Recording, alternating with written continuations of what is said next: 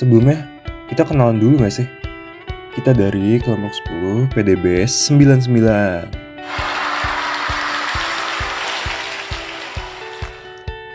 Pertama-tama ada saya sendiri, Nawal dari Aksi. Nah, di samping saya itu teman saya namanya Joshua dari Mine. Yang ini namanya Alisa dari EP. Terus sampingnya namanya Rara dari FKG. Sampingnya lagi namanya Laura dari D3 Akuntansi. Nah, yang lagi nge-record ini namanya Sheila dari FST. Jadi, di video ini saya bakal nyeritain perjalanan seru kita dari awal banget nih. Dari kenalan, masuk kelompok, sampai puncaknya di PDB Expo. Itu momen dimana kita bakal nunjukin hasil kerja keras kita selama 1 semester guys. Stay tune ya, baik drama dan serunya kok. Jadi, kita semua pertama kali kenalan abis kita pembagian kelompok gitu.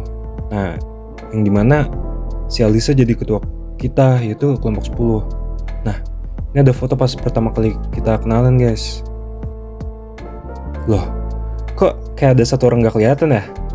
Nah, itu si Joshua awalnya gak masuk karena izin. Jadi, kebetulan karena kita udah kenal sebelumnya dan sekelas, jadi saya inisiatif buat narik dia ke kelompok kita.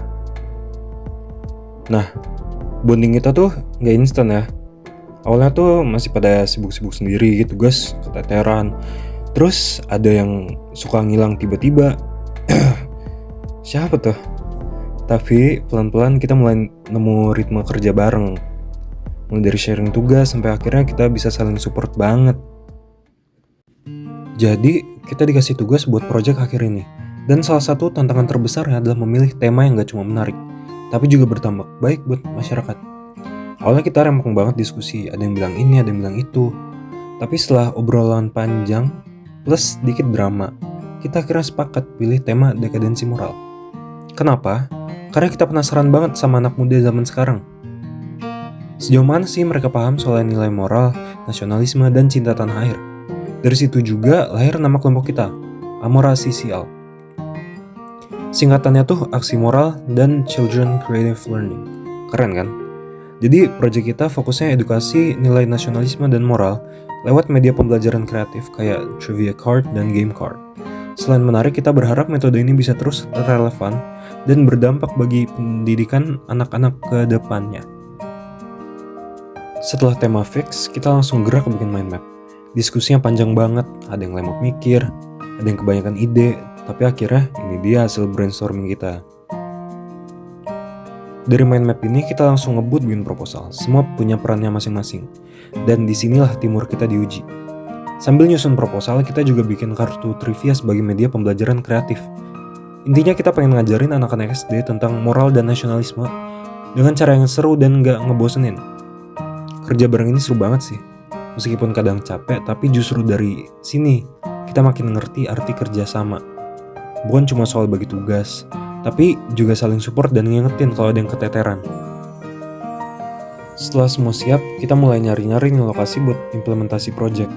Awalnya kita milih SDN 1 Ketintang. Tapi apa daya, mereka lagi ujian jadi gak di ACC.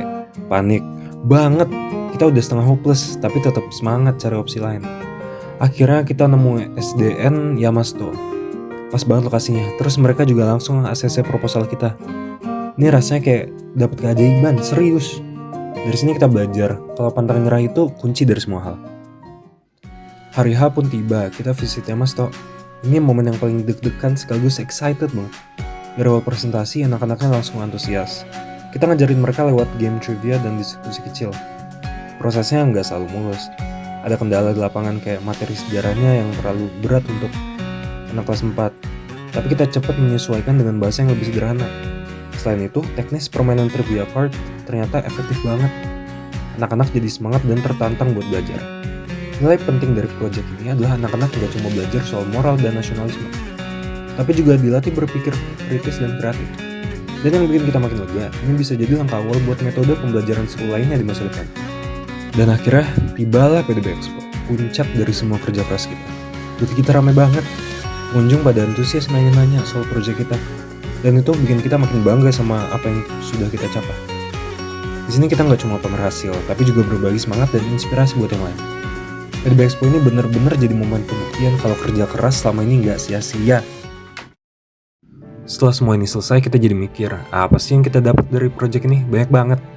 Selain belajar teamwork dan komunikasi, kita juga dapat pelajaran penting buat project kedepannya kayak lebih banyak riset soal bahan ajar atau kurikulum SD, cari tahu lebih detail soal sekolah tujuan sebelum survei, dan kita harusnya lebih fleksibel soal rundown, biar bisa adaptasi dengan kondisi lapangan. Evaluasi yang bisa kita dapat adalah banyak perubahan konsep di permainan game card karena masukan selama proses diskusi. Kemudian beberapa sekolah nggak bisa diakses karena ujian, jadi kita harus cepat untuk cari alternatif. Kemudian materi sejarah perlu disederhanakan supaya cocok buat kelas 4 SD. Hasilnya adalah anak-anak antusias saat belajar materi baru.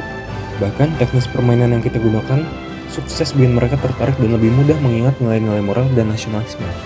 Ini jadi bukti kalau pendekatan kreatif itu penting buat pendidikan. Kita nggak cuma dapat pengalaman, tapi juga kenangan yang bakal terus diingat. Terima kasih buat semua yang udah support kita. Kelompok 10 PDB 99 signing off.